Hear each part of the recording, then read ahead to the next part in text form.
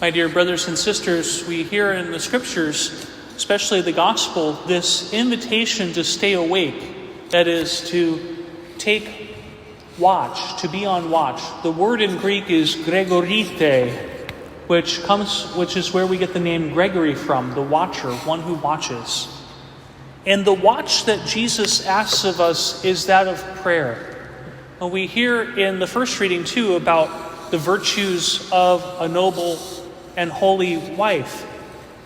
We see that one of the things that is most important is devotion to God, the relationship with God, because even if one were able to do all of the things in the world, the key is that we know God and that we know how to live our lives connected with God, even in the ordinary things of one's day.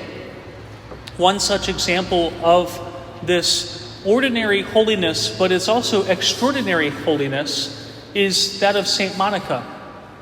She was known, of course, as a very powerful intercessor, praying for not only St. Augustine, her son, to be converted, but also her husband as well.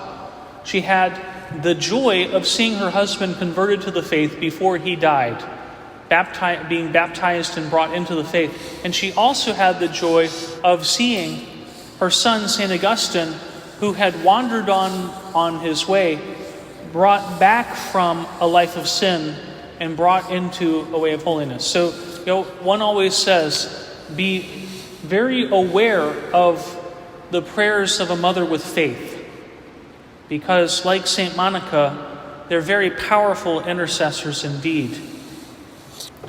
To keep watch, St. Monica always constantly kept watch, though even in difficult times. There was one time when St. Monica had a very consoling dream that an angel came to her and said, "Do not be afraid, soon your son will be with you."